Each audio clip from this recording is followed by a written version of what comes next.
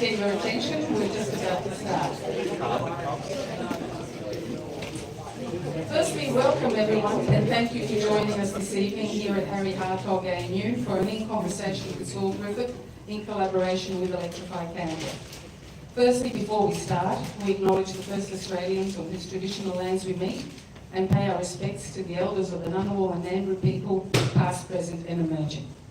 Tonight we have the pleasure of hosting Saul, who will be in conversation with Lish Fejer on his latest book, Plug-in, the Electrification Handbook. We would like to thank Blacking Books and Kate Nash for facilitating this evening's event. Plug-in is a book full of pro tips and essential information for your electrification journey and covers the 5 big decisions that we all need to make. Saul Griffith, as you would know, is an engineer and inventor and has been principal investigator on the projects for NASA, the US National Science Foundation and the US Special Operations Command. He is the founder of Rewiring America and Rewiring Australia. We are also delighted to welcome as moderator Lish Fejer, a digital storyteller in the ABC Canberra Bureau. Previously a broadcaster for ABC Radio Canberra, where she most recently presented mornings and was a co-presenter of ABC's TV's eco-home Renault show, Carbon Cops.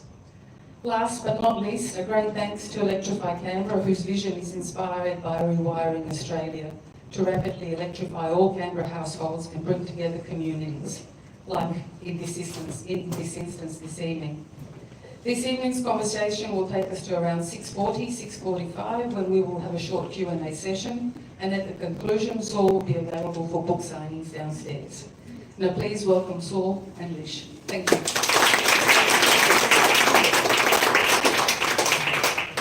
Thank you, Katarina. It is my absolute pleasure to be up here today with Saul. Anyone come they saw Meet the Author sign down the front and thought, yeah, hang it. Anyone? No, you're all here because of this guy. And this yellow, I'd like to say that the whole Rewiring Australia has taken yellow like Cadbury has taken purple.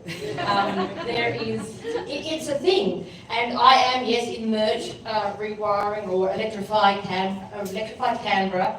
This is going across the globe. Now, as Katarina said, Saul has a long list of accolades, and including in there is genius, which is a really interesting thing. So when I thought this genius has written a book on how I should replace my hot water system, I thought this is going to be good. But actually the genius goes beyond that. We have to start with replacing, and then we have to go absolutely ballistic on rewiring. What I got out of this is something so much more than just a handbook of the 5 things I have to go and buy. It's really shifted my mindset, because I am probably of the old school environmental style, and when we talk about carbon cops, that was literally getting people to have short, sharp showers. I think we might have even turned off a heater and made them live very miserably. But the manifesto from this is to live well, but live smartly. And to do that, we have to electrify. It was a little bit of a shift in my brain. I was rewiring my brain as I was reading it, to take myself away from that austerity measures that had been set to something new. And I really, really loved it. So, Saul, your shtick is rewiring, not just Australia, America, our homes and my brain, but everything, rewiring everything, electrifying. And the world. Exactly. So I want to start by looking at our audience here, and if we're talking to the converted or preaching to the converted, can I have a show of hands of who has already converted from gas to fully electric? Okay. Oh, no. What about who is considering or almost there, like they're on the journey, they're really wanting to go the whole hog? Who is here to heckle from the gas industry? I think. Which I really Yeah, that's right. So let's start with that. Who is this book for? the book started, the publisher was like, it's been a couple of years since you wrote The Big Switch. I really want you to write a DIY manual for electrification. I want you to tell the average Australian how to do it. And before I had enough time to tell him that, hey, I'm kind of at the physics end of this, and the really big picture in rewiring nations and large-scale energy flows, I said yes, without telling him that, you know, I'm not a qualified water heater installer, I'm not a qualified level 1 or level 2 Sparky, so you should have asked somebody else to write the how-to manual.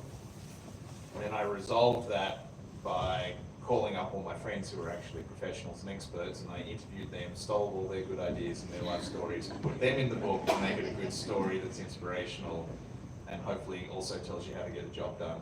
And then I inserted some politics around the edges, so hopefully Australia can push for more action. And then I wrote a love story to the tradie. So really the book is for, I think, you know, I wrote Electrify, which was written for literally whoever the president was going to be in the US in 2020. I wrote the big switch for this terrible category called thought leaders. I don't like the idea of thought leaders because I don't think there are thought followers, or at least you don't want thought followers, so there can't be a thought leader. Anyway, but this is for everyday Australians and tradies to get involved in the project of solving climate change. We know how to do it now. I think we've made the wrong heroes of climate change. We've made it sort of the wealthy white intellectual thing, the heroes of climate change. It's like, oh, what's that annoying guy who didn't... Well, so many. Who didn't, yeah, where we start. Whereas the actual heroes of solving climate change is going to be the guy in the white ute or the girl in the white van that shows up and installs your heat pump and gets the solar on your roof and your batteries and does deployment, right? It's beyond, it's not theory now, it's like how do we go fast enough to create the climate future we want? So that's about getting tens of thousands of tradies installing everything and helping Australians on their journey to zero emissions. And rewiring their brains, rewiring the tradie that comes to your house and says, no, just put in another gas. Yeah, it's going to cost you $1,000, that other thing's going to, yeah. He may just have a couple of gas heaters will fall off the back of the truck in the end tomorrow for $4 cashy. Yeah, exactly. And this is, I think, you are spot on with the trade force to be able to rewire Australia. How are we going to get there? I was listening to someone speak about the number of trades we're going to have to get on board, Sparkies, 50,000 to rewire, which is a number. Are we able to get that many to roll this out? How do we do it? I don't know that it's quite that many. I think I might have had some culpability in making that number. Okay. this is a very interesting reason. When you're trying to convince politicians to do something, their number one currency is jobs created. So I learned this lesson in the US, and then I learned it again in Australia. But you go and you tell the politician, hey, here's a great idea, we should electrify the nation, it's going to save all this money, do all these good environmental things that are great. And the first question they ask is, how many jobs is it going to make? So we did a study in the US on how many jobs it would take. If you did electrify everything by 2050, how many jobs would it make? And it was going to create 11 million net new jobs in the US. And then we used some of that methodology in Australia. So even if we need a fraction of that, what will it take to get the tradies to plug in? I think if it's a good job that they can make money on and it's easy and the customers want it, honestly, it's like a little bit of all of the things, all of the stars have to align. I interview a couple of people in the book. One, the guy who sells most of the heat pump water heaters in Australia. I've never met such a zealot for electrification. Carl Jensen, he'll drag race you in his Tesla after he's done the job. And another guy, Bryn, who's been installing solar now for 20 plus years, personally has installed maybe 135,000 solar systems. He's trained up probably 400 Sparkies through his one company. So I think it's celebrating people like that because of their achievements and what they've done. And I think the fabulous thing about everyone I interviewed for the book, you'd think that all of these early adopters, they'd already have all 100% electric lives. I think not a single one of even the people who are front lines doing the work. Catherine McConnell, who runs Bright, which is a financing company to do electrification, still got a gas stove. Bryn drives a giant Chevy Silverado because he's waiting for the electric ute to come along. So everyone's still got a little sin, which I think makes them human in a nice way. Yeah, you don't want them to be too smug, which, and even in this room, I know my fellow fixer chick Jen is here, and I'm still on gas. Like we can be all a lot of talk, but we have to be inching towards that action. Well, this was the real tension for the book, because really people say, so what's your recipe for climate action? I'm like, I want people to get really stressed about climate change, get really anxious, want really instant change, and then I want to make them hurry up and make 6 good decisions over the next 20 years. Yes. Because really, I don't think it's wise to tell people, sell your Volvo that you bought 3 years ago today, get an electric one, retire the water heater. It's like, just as long as the next time your water heater breaks, the next time you need a new car, that would actually keep us on track for better than a 2-degree world. So how do we replace these machines as they fail? And so I don't want people to feel guilty like, oh, I haven't done it yet. And you have some workarounds, say for even the gas stove, you just buy a portable electric induction cooktop, $70. And I wonder that replacing thing over 25 years, you talk about the urgency, and I think we're probably all of agreement here, the urgency to act on climate change for whatever reason. If it's, whatever drives you to make these changes, but if it's climate change, then there is an urgency about that. Is that long-term going to cut it? It will cut it. So Australian cars on average live 18 years. Australian water heaters live about 14 years. Australian cooktops about 15 years. So that means if no one ever bought one that ran on gas starting tomorrow, by roughly 2040, everything is zero emission. So if everything was zero emission by 2040, that will land the climate plane somewhere between 1.6 and 2 degrees. So that is sufficient. My advice would be, if you're wealthy enough to be smug, do it tomorrow. If it feels like it's a bit of a struggle, don't feel stressed, don't feel judged. I think that would be a bad outcome, but feel like, oh, I bought a car 5 years ago, gearbox is starting to get noisy, that means maybe the next time I replace it, I should go electric, or I'm going to do a kitchen renovation in a few years anyway, we have that planned, so why don't I start planning now for how I would do the induction cooking with it. So just, I think, starting to have like a 10-year plan, if you like, So we all have a little Communist Party long-term outlook. So I think that is the same way to think about it. And that's the hurry up and make 6 good decisions in 20 years point. Now, all of this gets a bit undermined when the government announces on day 1 that they're going to install a new gas pipeline, whatever they're going to do. So I think the 7th thing you have to do is fight against this kind of stupidity, because it undermines the roughly 50% of the emissions are the things you can control. Your car, your house, your home, a little bit out in your community. The other half are from decisions that are made collectively, including government, so we're a little bit undermined when we do things like that. On that, because you strike me as one of the most optimistic people in this space, and I think you can get really down about it, what's happening. And when you see that the signature on the bottom line for another gas pipeline project, crikey, well, the optimism is extraordinary, and you seem to be 100% renewable energy with battery backup at all times. I've never seen you sort of fade into sort of low power mode. What does that take? What does the optimism take? I had somebody, I had a different subtitle for the book I wrote, Electrify, and the publishers are like, I want to make it the Optimist Handbook or something. And I said, if you read that book and thought I was optimistic, you misread the book.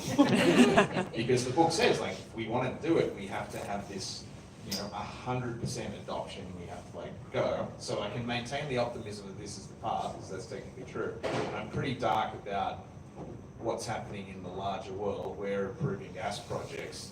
To have Marco Rubio, Secretary of State for the US in week 1 of the Trump presidency, sit down at MBS palace for the guy who kills American journalists with the Russians and say, we could have made more money if America was backing gas projects.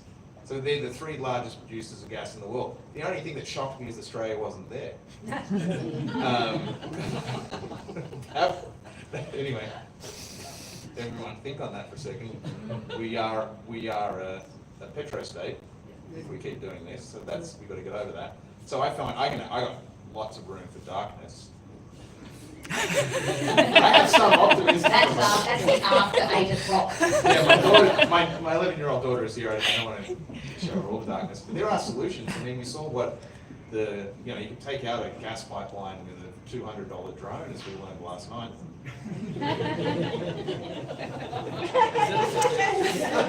No, I'm just saying it's technically feasible. That's not the way we're going to rewire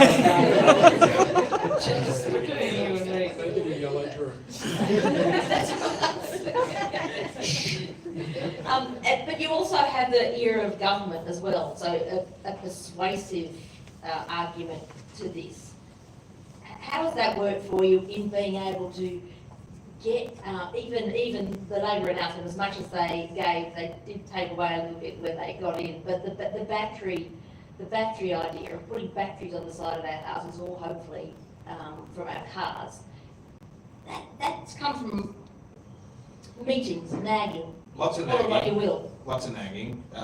So I've been nagging Australian government since 2021. I've been nagging American government since 2019. We've seen successes, and we've seen some successes getting overturned, as is happening in the US right now.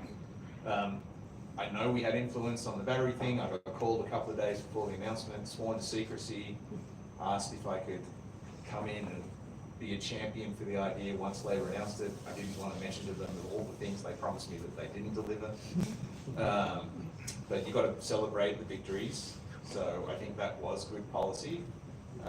Could there be better policy? Could there be more policy? Absolutely, but you've got to celebrate every little victory. It does make a difference.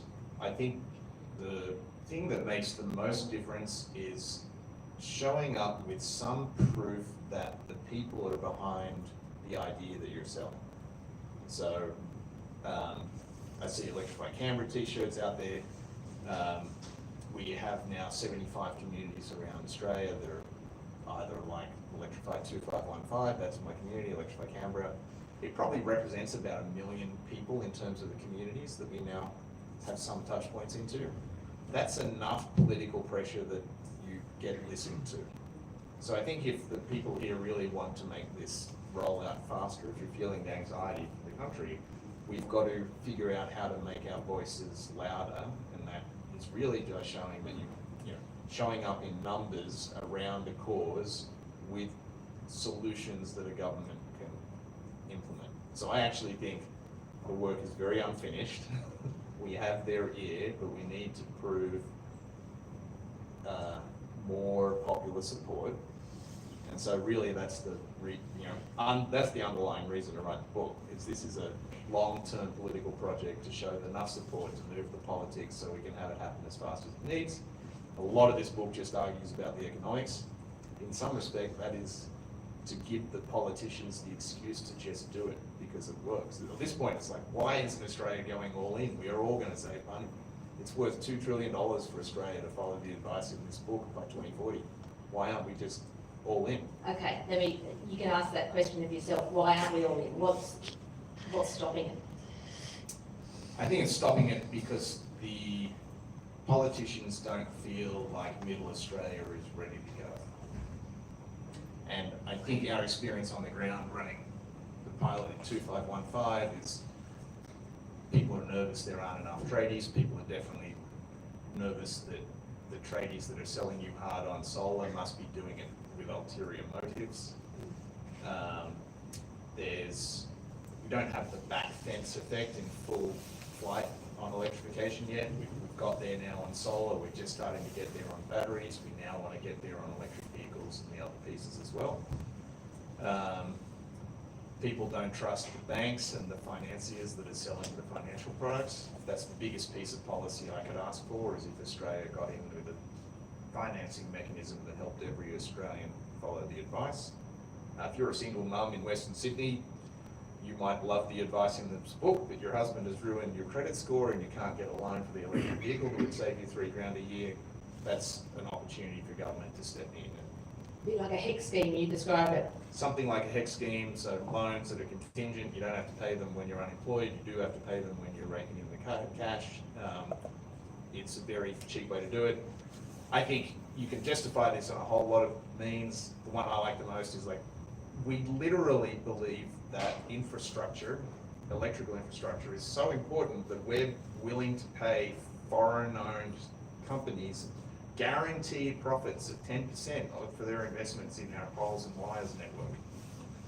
Your battery in your vehicle could do more work to hold up our infrastructure than those things, but we're not guaranteeing the return on investment of the average Australian household buying an electric car or a solar cell. We should be up in arms over this, I think.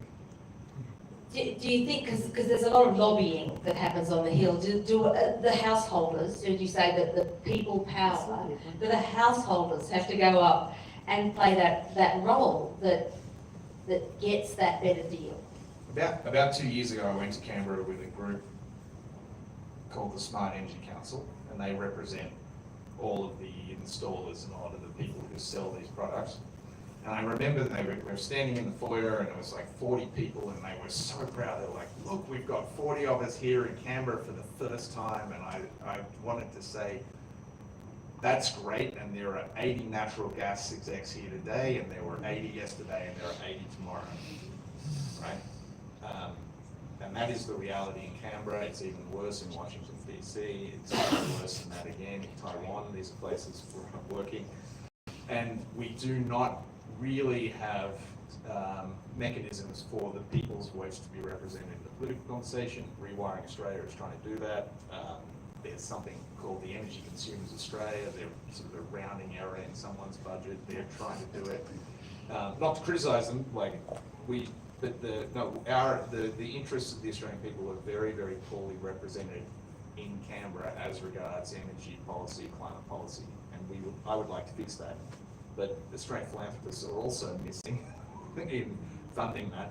So that's why this is a great handbook, because it's what we can do. It often falls down to the individual though, doesn't it? You go, right, okay, here are the things that you can do to electrify, and then you can have that chat over the back fence. Then you can see, someone can see you driving your electric vehicle and they'll go, wacko, how much did you pay for that, and what is your fuel costs on that, and then slowly those conversations start, and then maybe being a converter gas executive. Where if the householder wants to get on board and rewire, what's the biggest bang for buck? You talk. So my giant smug expression that you saw today is 2 days ago was D-Day for me. My friend Leah Stokes, she's famous in global climate policy. D-Day is disconnection day. That's when you eliminate the last fossil fuel machine in your life. So 2 days ago, we got the new Volkswagen bus. I don't really buy it. What sort of bus are we talking about? You It's guys came down there today. Anyone remember the original VW Combi? It's like the new electric version of that. It's super fancy. I'm not a new car guy. I'm feeling really a little bit ashamed about the consumerism of it. And it was expensive and it's wonderful. I think there's a lot to unpack about, like, this still looks like a rich person's project. But anyway, it's expensive up front, but it cost me about $1.50 to drive here from Wollongong today, because I charged it off the solar yesterday. You're sleeping in it tonight, Mum, and That's right. Yeah. More savings. Mum's sleeping upright in the front seat. Bronte and I can sleep in the back. Yeah. And that's the thing, isn't it? So would you say the EV is the place to start, or the solar and the battery, or the hot water system? At this point, you cannot lose money on any of these things if it's the next thing you're doing.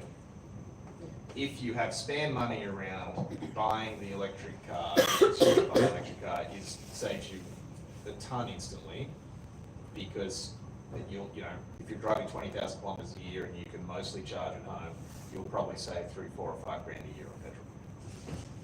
So that's an easy one to save a lot of money. If you buy a new, I am aware, if you bought a new Volkswagen bus on Tuesday, it's worth $20,000 less on Thursday. So the cost of depreciation is the thing that stings with cars. But honestly, if we don't have good vehicle policy in Australia, it is the one that would save us the most money. We import $60 billion of oil a year to a country that needs none of that. Like, we're spending $300 million a day on petrol, and that could all go away. Instead, we could be spending $10 million a year on Australian electricity. That would do great for our balance of trade. So it's a little bit of a shame, EV-wise, that hasn't been a government policy yet. We'll be advocating for that. But honestly, any of the 5 things work economically if it's time to replace them.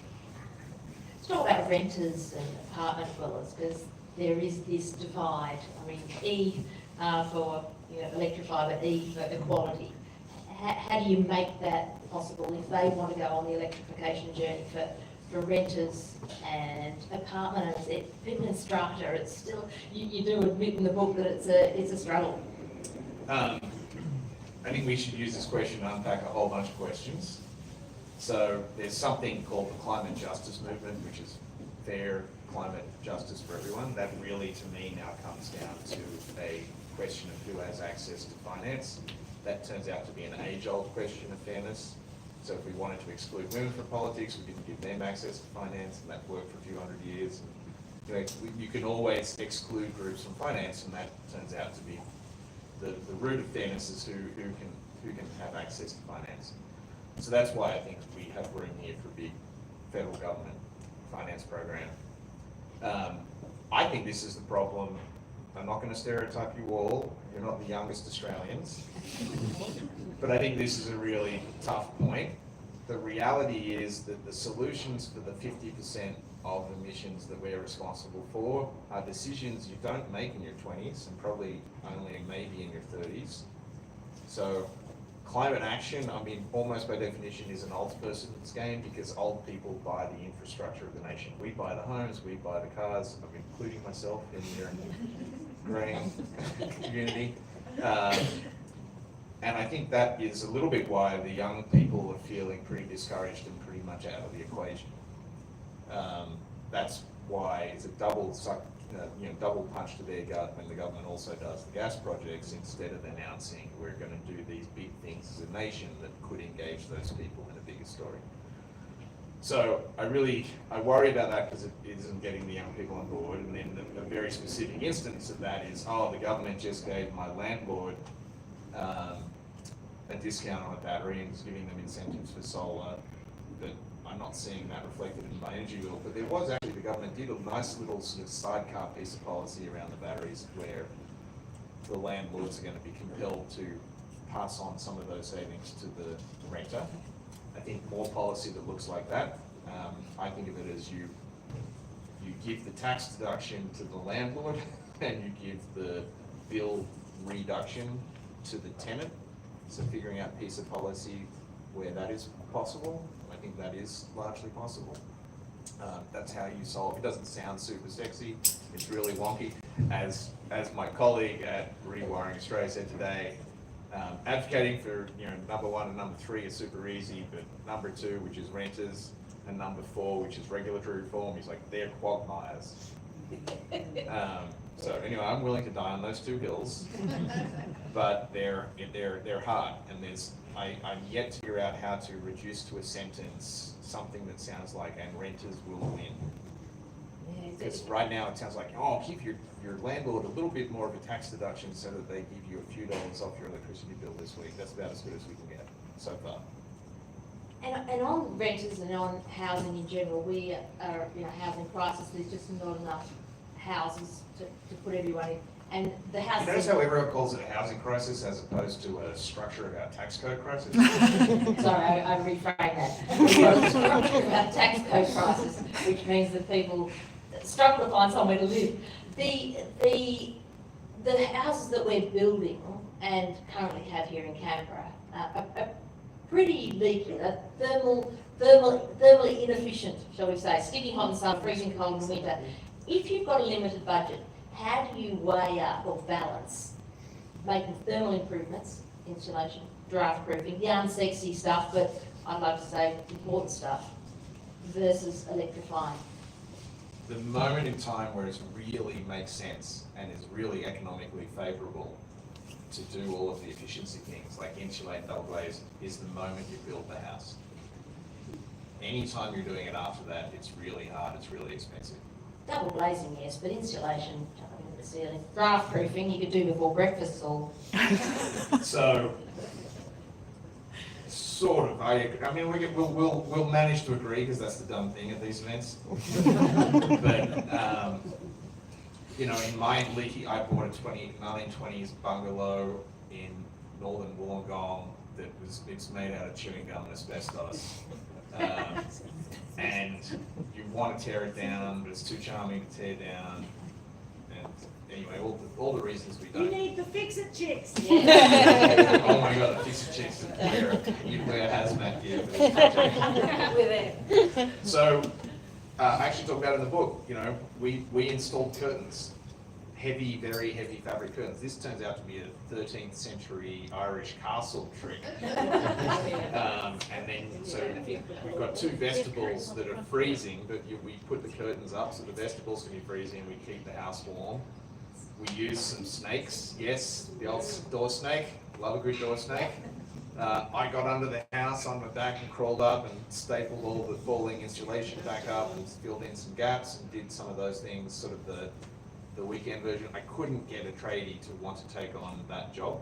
That's really hard to get someone to want to lay on their back under your house, turns out. That I don't want to make yet another burden for women, but the fix-it chicks, that's on you now. Well, you did prove that you are a good fix-it chick. We are all about all of that. But yeah, I think all of those things are sensible and you should do them. Fix any leaks you can find in the house with, I feel a draft. Just track it down, fix that. But the insulation is probably for most homes somewhere between $5,000 and $25,000. It takes probably 20 years to pay that back. Not in our climate. Okay, we'll wait for the questions. But I live on the tallest hill in Canberra or on the lowest valley in Tasmania, and it's not exactly true. So that's sort of true. So absolutely, but if you prosecute this argument too hard, you insist on every house in the country having an energy audit. Yet we know what we should do on 95% of them without. All you need to tell me is when was it built and where is it, and I can tell you 90% accuracy, 90% of the stuff you should do. But we should also have better building codes. Yeah. We should insist, we should hold the people, the developers of building these extraordinarily cynical suburbs everywhere should be held to account. We should actually have physics dictate the star rating. The star rating doesn't mean anything because there's no denominator. You should, every time they say stars, you should say per what? Per square meter, per joule, per something, but they don't. Stars mean nothing. You need joules per square metre. Okay, joules per square metre, that's Jen. See, but this is also the thing, because I think there's a great gap in knowledge. As soon as people hear about electricity and watts, kilowatts, joules, megawatts, gigawatts, that a lot of them sort of keel over backwards, apart from the gap. You've got a lovely description in the front. No, I hand drew a couple things. It shouldn't really be, I just copied them from... Yeah, this is great. Yeah, I did a little hand drawing. Of what it takes to... These are watts, that's power, Yep. and then kilowatt hours, which is energy.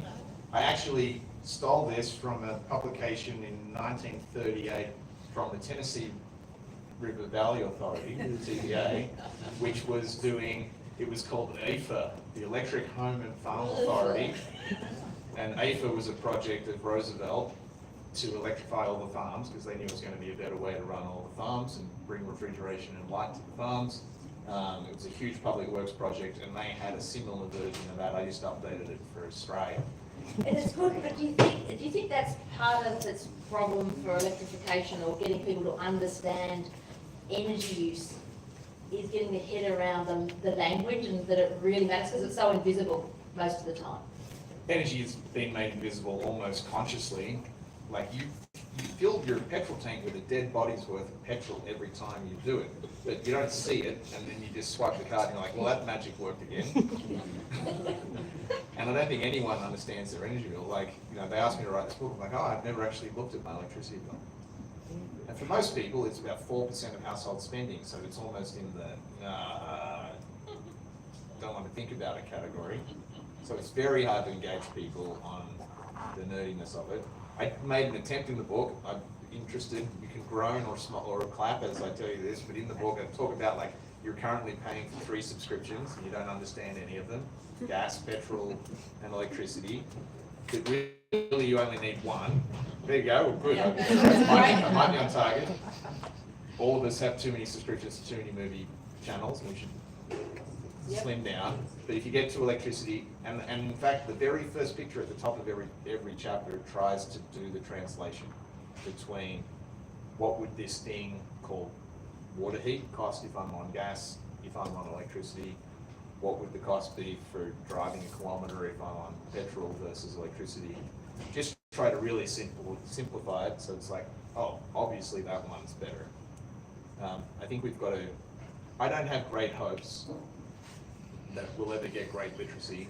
One of the reasons I'll say this is I gave 1,000 talks around safety diagrams and energy flow all over the world, and I got so bored of giving the same talk that I gave it in every set of physical units. So I did this talk in quadrillion British thermal units, I did it in terawatts, I did it in horsepower, once I did it in cheeseburgers.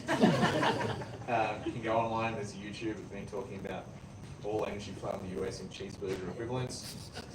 And when I polled everyone who listened to those talks about their understanding, it was everyone thought they understood it best when it was in horsepower. And I don't think there is any good reason for that other than people roughly understand how strong a horse is, which is much easier to understand than 200 kilowatts. Or, yeah. It's not the area reserved for the geeks though, and energy nerds and engineers and...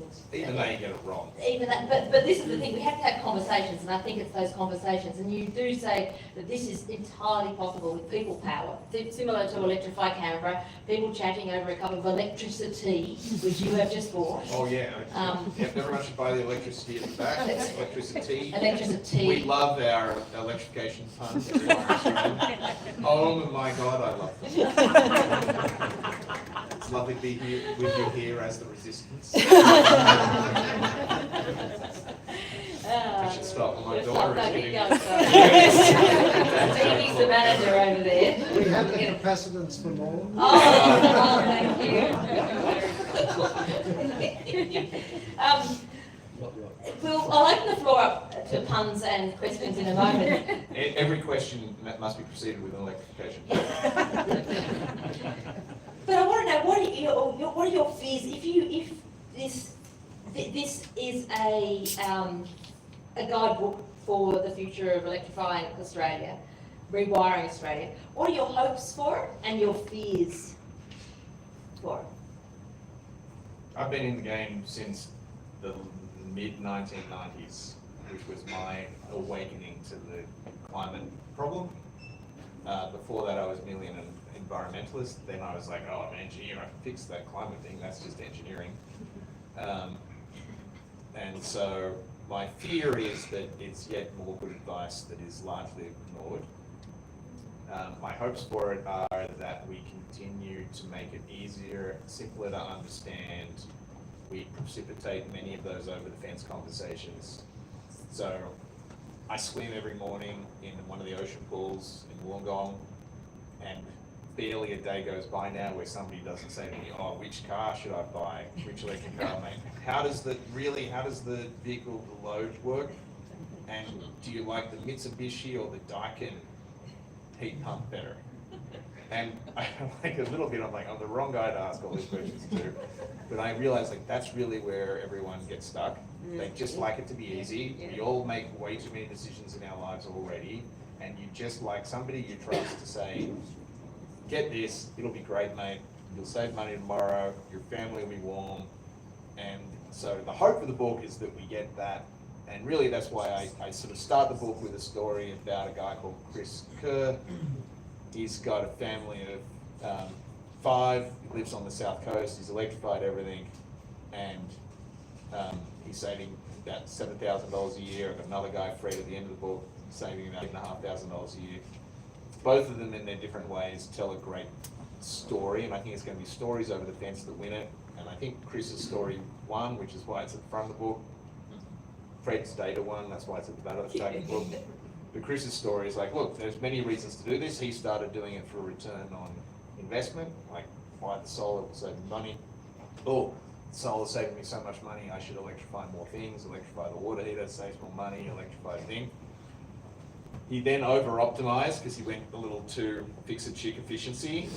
Wife had a cold shower, and he's like, oh, it's not just about return on investment, it's about return on comfort. So then he's reset the dials, got the return on comfort, then the daughters in the house were like, oh, this is cool, Dad, what are you doing? And he explained, and they're like, well, don't you think climate change is more important, we should go faster? So they were about the return on environment. And I actually really like this framing, we want the comfort, let's admit, we don't want to all shiver. We want the return on investment, the economics needs to work, and we want this return on environment. And honestly, he made it all work. And the reality for Australia is it can all work. We're lucky. Here in New Zealand, they're 2 of the countries in the world where this is now a slam dunk economically. We should just be on with it. It's not yet true in Europe and America, which is why they're resisting a little. If we get on with it faster, it'll lower the cost for when they get around to it. No brainer. No brainer. That was a lot of talking, and I can't remember what question you asked. No, I've got to figure over the 3-phase power out here, the next crowd.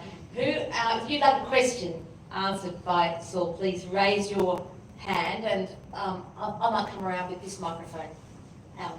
Okay, I'm going to start at the back here. Hello. I've got a one question. How do I future-proof a decision now? The problem I've got is that I want to buy your comic, but I don't know whether it'll be equal to grid capable when they change the software. If I buy whatever car, do you understand what I'm saying? I think you've absolutely perfectly described the most vexing question. So how do I not make a decision today that I'm going to regret in a couple of years? and there can be a few different versions of that, but the most important one in Australians' minds right now is, will my car be able to connect to my house? Yep. So the Combi will, but not yet, and they're promising a software upgrade. We need the Australian Electricity Market Authority to play nicely with this, and so part of the problem in Australia is the regulatory agencies around the vehicles, and it's going to be brand by brand. I can't go through the list and tell you yes, no, yes, no. Tesla's dragging the chain. They want it to be the Apple, meaning like we can, you know, it's a great experience, but it's on our terms. I think it was Hyundai who had the original patent on vehicle to grid. Part of the reason it's taken a long time is because they patented it, and all the other car companies are like, oh, what do we do? How do you solve this problem? I think I can't give you an honest answer apart from, you know, ask 2 more questions when you're making any of these purchases, and probably spend it. Don't make the cheapest choice where you'll have the least control. Thank you. Great. Next question. Hi, Saul. When we have discussions with our friends and family, within that resistance there's a little bit of heat and light. I guess my question is, what's missing in the national dialogue? What should we do to move this forward? Like your book's going to be helpful for a lot of people, but changing the zeitgeist, changing people's desire to want to do it. Like what else can we do there? Is there something that's missing in the media? Do we need to make it more playful? Like what do we need to do? I love your question because it's going to let me give you 3 answers. I think we've got to step away from the culture wars around the details. Honestly, when the Liberal Party said we'd like to explore nuclear, I think a better policy for Labor would have been to call their bluff and say, sure, we don't believe it will economically work, but we don't wish to make it illegal. The science might change, the technology might change. Go ahead and take a look. It's electrification anyway. Electrification is good. It's going to be in the interest of the country. We just happen to believe there's a cheaper way to get there. Instead, we turn it into yet another Sky News culture war. So I'd like to figure out, I think the media is responsible, that the media, you know, honestly, we're not winning while the majority of, I watched the State of Origin with my daughter this week, when the majority of ads at the State of Origin is still for giant petrol trucks. So I always think we're taxing the wrong thing. We should tax advertising, and then the whole world will be in a better shape. But that's probably not going to happen fast enough.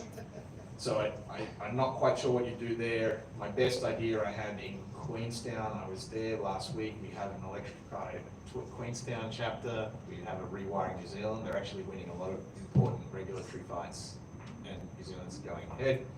Queenstown would like to be the world's first zero-emission tourist destination. They'd like to be all electric by 2030. They're kind of going great guns and super fast. And as part of the Electrify Queenstown event I was at, they had an electric ski boat. So I went wakeboarding behind an electric boat, and it was unbelievable. It was like so much better experience than any water sport you've ever done, where you're smelling the petrol in your face. It's awful. And the lake was quiet. Normally when a speedboat goes by in Queenstown, it's just roars between the 2 mountains. It's horrible, but this is just dead quiet. And then after I did that, I got to ride on the world's first electric jet boat, which was just hilarious and like more fun than you think should be legal. And it made me think, like, we should, you know, I don't know if any of you have seen the Banff Film Festival. It's an extreme sports film festival. It's like extremely good cinematography, and it's sort of for young people. It's a bit of a cultural zeitgeist. I think we should make a documentary called Good Clean Fun. For the Banff Film Festival, win all sorts of awards, go global, where, you know, you're riding electric mountain bikes and electric water skiing and electric jet boating and electric motorcycles jumping through, you know, instead of a flaming hoop, it should be through like one of those sparking coil things. But like, I don't think we're joyous enough. Like when the movement is full of enough joy to not take itself seriously and to be doing good, clean fun, I think we'd be doing better than like, let's throw yet more earnestness at this. That's why I love the Knitting Matters, and I love the electricity. Like, I think we need more puns and more fun. And you'd love the fix-it chicks too. We know all about austerity. No, definitely not. No, we can. I want to ask Mum a question, just because Saul, you have so many ideas. You literally generate. You're a power generator of ideas. Mum, this has always been the case. And does he do the ideas, or does he have staff? He's, unfortunately, because of Trump, he's just sacked about 8 people. Saul has always been inventing things to make my life comfortable. And I'm an artist, and I was very busy in the 90s in particular because I was doing some big projects. And people would ring me up and waste my time. And I said to Saul, it's dreadful that I get half the day is gone in answering the phone. I put my brush down and the paint goes hard, or the brush I'm putting in the sky I've got to redo. And so he came up with a fabulous invention so that I could answer the phone. This is before we had all these other things. And I just got into his new car and I found that he had this marvellous device that goes around his head and tucks in here and into his ear. God knows what it does. I think it even cleans his shoes. But it's the device that I needed that he tried to solve when he was about 7 or 8. But that's not the only thing. He invented one thing after another for me. It was always, and some of them were, like most inventions, were made out of a golf stick and an old phone head and all this sort of thing. They were very bulky, but they were heading in the right direction. And maybe that's all we can say about it. It's heading in the right direction. See, the moral to this story, Bronte, is that I'm not the most embarrassing parent.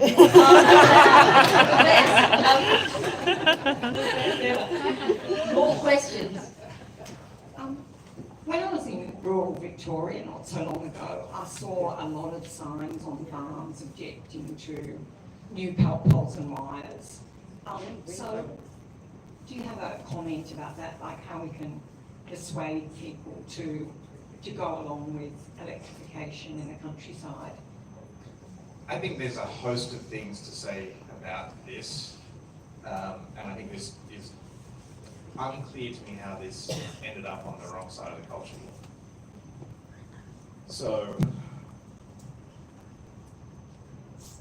the really wonky thing, so this is a mistake we made, the Australian Electricity Market Operator, AEMO, and the AEMC, the Australian Electricity Market Commission, they are bodies that represent, they're a 50-50 partnership between the generators of electricity and the Australian government.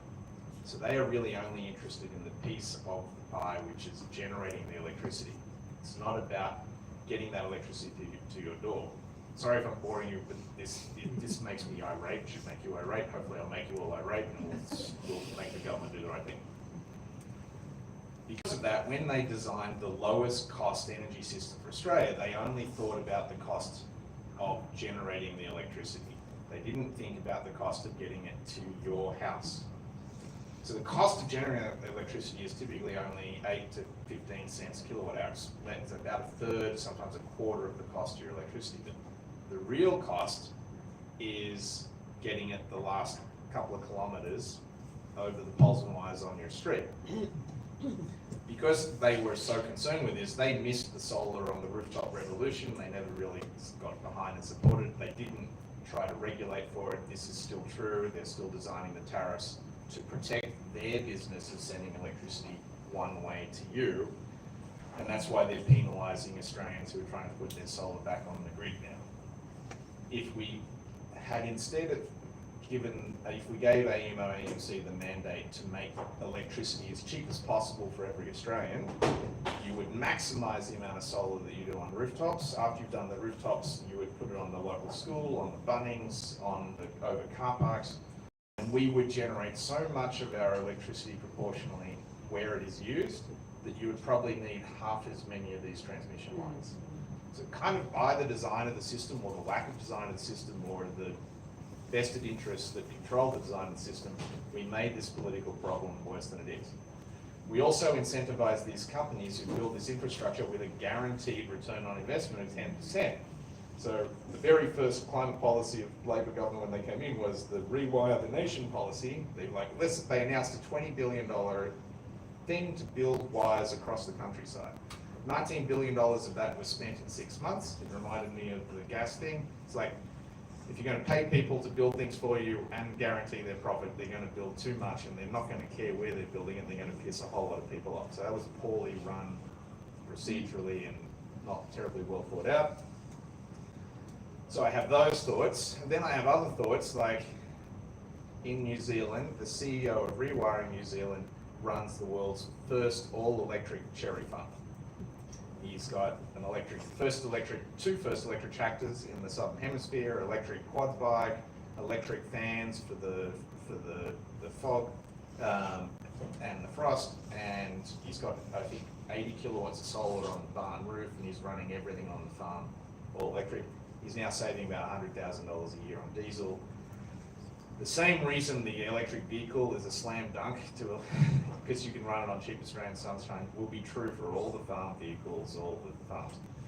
If we have started by selling Australian farmers on, you're going to save a ton of money, we're going to help you do it. I think the politics of this could have been different. Or to paraphrase Bronte, close your ears, like, you already sell those fucking latte sipping city folk solar energy in their food, we may as well sell them some more fucking solar energy. Like we could have had that, we could have had the farmers all in behind it, because there's no reason if we covered all of their agricultural sheds with solar, they'd be feeding that back into the grid and they'd be making money and revenue. But surprise, surprise, we have not designed the electricity market to enable that. So like, there's sort of failures all over the shop. The question is, can we fix them fast enough to change the politics of it? I nearly bought a piece of land last week, but I didn't because the neighbour had "Say No to Wind Farms" poster, and I'm like, oh, do I want that as a neighbour? But these fights are now everywhere, and I think it is going to be a good, clean, fun, and lots of conversations before we, to fix these cultural problems is now an extra heavy lift. And as you say, tradies, just changing that conversation to not being us, but being them. Can I ask a question? I noticed you said in your book about Toyota still using internal combustion engine. I gather one of their arguments is not so much Western countries, but in Africa and poorer countries, people are never going to go with an EV, so therefore they've always got to produce an internal combustion engine. What's your thoughts on that? I have a lot of thoughts about Toyota. I agree with a friend of mine. I'm talking to the head of Toyota R&D globally tomorrow morning at 6 a.m. So I have some of those thoughts in the back of my head. Toyota was really behind hydrogen for the longest time because they'd made commitments so far back that they were still trying to make that work out. Oddly, Toyota and Tesla signed an agreement with Panasonic 2 weeks apart to make electric vehicles. Because Toyota is Toyota, they didn't exploit that opportunity because they're conservative and slow moving. Because Tesla was a desperate startup, they did. Panasonic gave Tesla all the attention, and the rest is history, as they say, meaning Toyota got 10 or 20 years behind on electric vehicles. One of my former interns now works for Toyota, and he's building 8 gigafactories for batteries for them. And he's desperately trying to help Toyota catch up. So I do believe behind the scenes Toyota would like to not be doing what they're doing, but they've got to advertise and defend what they currently sell, not what they want to sell a few years from now, which I think is why there's some cognitive dissonance coming from Toyotaville. I was on a call for him because he and I are on the side of working on another project that's around batteries, and we got quotes for batteries from China, and he saw those quotes and he's like, Toyota aspires to be at that price in 10 years from now. So that's how far Toyota got behind China on batteries. China made a huge commitment to electrification in 2014. It's called the Made in China 2025 policy. At that same moment, Japan bet on hydrogen and America bet on natural gas. America's now doubling down on natural gas, but there's something called the innovator's dilemma. Like if you miss the boat, you just get behind. And so that's why the supply chain went to China, the whole lot. So unfortunately, I think Toyota is turning around. I think unfortunately America's going to like, well, we've missed the boat. This is now a national security issue, and they've turned it into sort of a Cold War. And I don't know, I think this is going to make America, took your question all sorts of directions.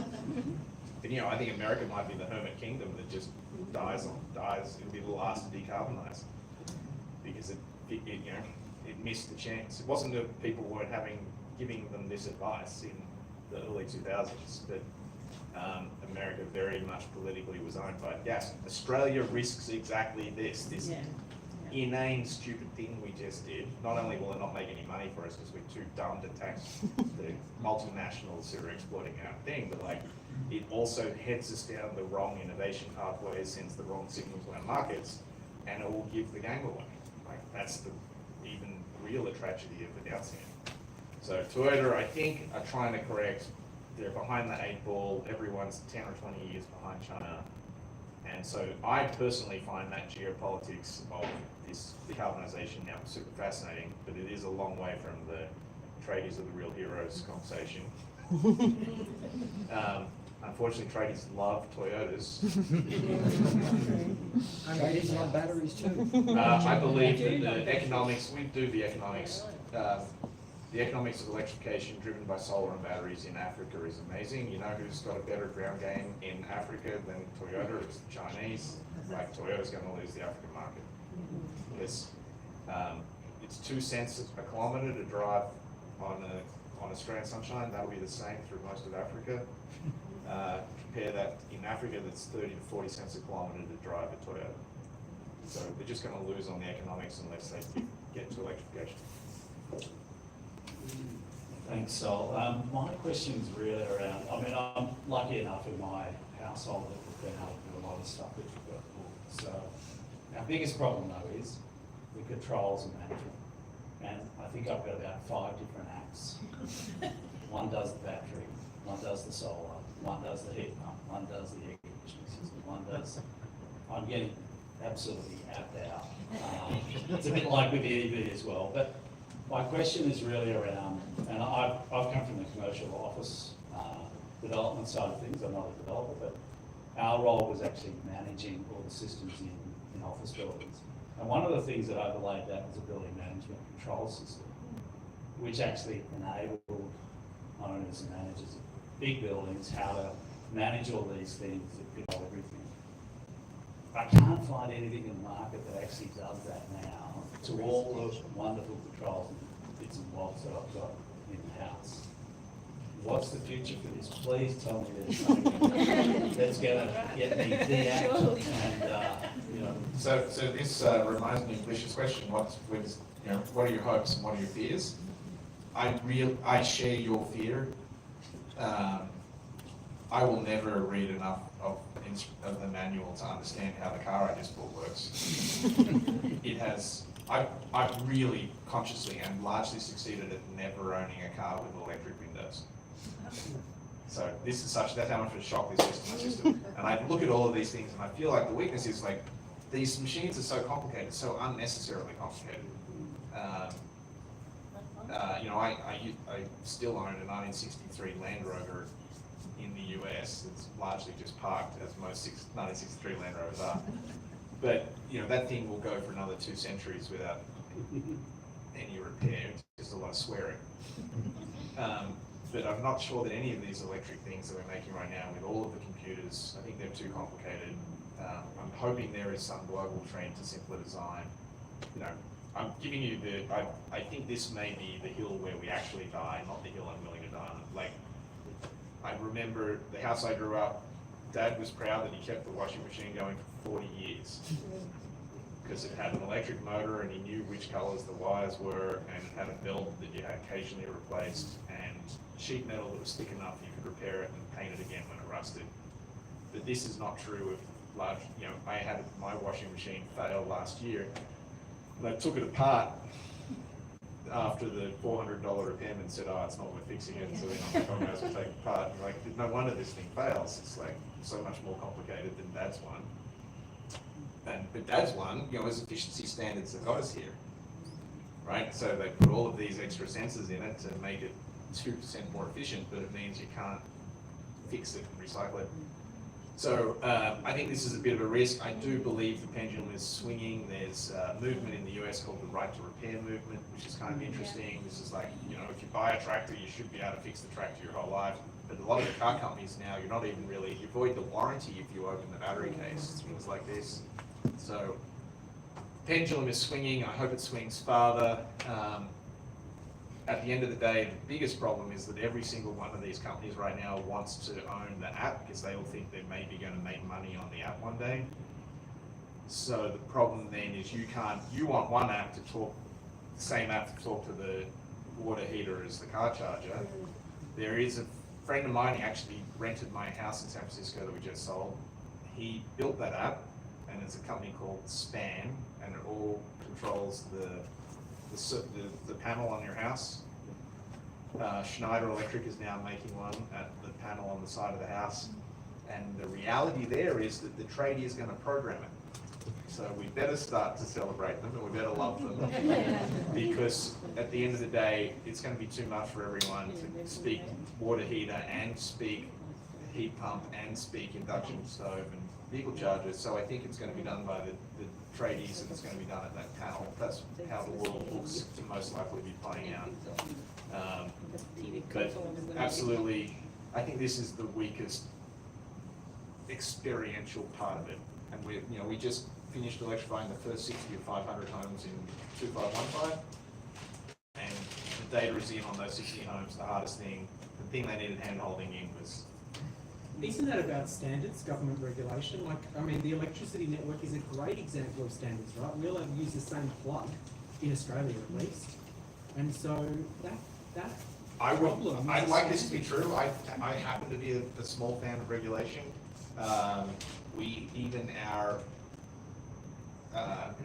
leftist government is so pro-choice that they're very reluctant to go in on these things. I mean, we don't regret, everyone would have chosen beta, not the HS. Or was that the right choice? I don't know. And standards take so much longer than the technology. Yeah. So there is a thing there is a thing called open protocol backbone, which the commercial side has sort of started to pick up, which allows a Schneider to plug into a Honeywell, to plug into a. Yeah, and actually there's a great group, it's an open source group called Home Assistant IO, and you can actually control everything from there. You have to be a bit of a nerd, but it gives you total control. Or a megalomaniac. The new version is a lot better now, the current version. But somebody has to, there used to be this debate about Linux, and I was like, well, Linux will succeed when your mother can use it. Yeah, and I think that's often the debate is there's that nerd side and quite masculine, and then there's the washing machine side, which is I just want it programmed so that I can turn it on when the sun is shining. I look at my weather, I go, right, it's going to be 2 hours. I want it on, and I don't want it to freaking beep when it's finished, because that's not efficiency improvement. Can they not have blinky lights that keep me up when I'm peeing on? Exactly, that's not improvements. But the improvements is in less actual physical work, the watts that go into physical work to make it easier for everybody. I think we've got time for one more question, and then we're going to wrap it up. And Saul will be downstairs signing, and you can hit him up down there. I can see that he might be down there until about 12 o'clock. So I'm moving to a people-centered question from all the technical questions. I'm really interested, by the way, love the book. I'm buying a copy for every member of my family. My daughter thanks you. So I'm really interested in where adaptation and resilience sits for you with your message of electrification, because there are so many additional benefits to electrification and energy efficiency that we don't talk about and we don't use for messaging and for a reason for electrification. They're really important. Improved educational outcomes, because your kids can study at home in warmth improved mental health, preventive health measures, improvements for people with chronic conditions. Climate change isn't coming, it's happening. And vulnerable people are already feeling the effects of climate change in a disproportionate way. So I'm really interested in where adaptation and resilience to climate change is in your theory, book, ideas. It's a great question, and thank you for challenging me. I would now say that electrification is adaptation and resilience. It is. And so it doesn't need to be in conflict. The unfortunate reality is we've let climate get out of hand enough that we are all going to have to adapt and be resilient in ways that are beyond electrification. I think about my community, for every degree of warming, there's 15% more moisture in the air. That's why the rains are heavier. I live at the bottom of an escarpment, and I'm seeing our roads wash away faster than the council's going to be able to afford to fix them. So for Australians, we're just going to have to adapt and be resilient because we let it get out of hand. But, my father's asthma improved when they pulled the gas heaters out of the house. The leading cause of respiratory illness is breathing fossil fuels, so either inside your home or outside in your community from the streets. So we win there. We win on a huge number of health metrics. In terms, I don't know why we believe the story from the gas companies that the grid will be less reliable. It's going to be so much more reliable when in every driveway there's 10 days worth of electricity to run your house. So if there's an emergency, you'll be able to run for 3 or 4 days until the lights come back on. So the system is going to be more resilient by design, more cost effective, which gives us resilience. So there's absolutely no conflict in my mind at this point between electrification, adaptation. But a great example, like Queenstown, they have one electricity line that comes into Queenstown. It goes over one of the most tricky fault lines in the world. They're terrified that it'll go off and shut down, and they now realize that electrification is the best, with batteries, is the best resilient strategy for Queenstown, because they'll buy themselves a week or 2 weeks to fix the line if they do this. So it's an example, exactly to your point. I probably should emphasize this much more, because adaptation resilience is in the media. I think it means different things to a lot of people, but really this is just something we have to do as the infrastructure to enable resilience and adaptation. And also that social element, which is joining a community and being part of a community and connecting not just the grid, but the community as well, which I think is excellent. Saul, such a wonderful conversation, and I know you can talk a lot more on all of this. We just got started. Electrify, I got electrify almost everything, not car windows, so that's not actually factually accurate. And my last thing was I love that good, clean fun. I think you are spot on. We have to change it. Everybody who's done it for the right reasons has already done it. We've got to make it more engaging, because no one wants to go to sleep. I think it's how we win the tradies too. You do my circuit board, I'm going to help you afford an electric jet ski. We all win. Didn't even hear it coming. Can you all please join me?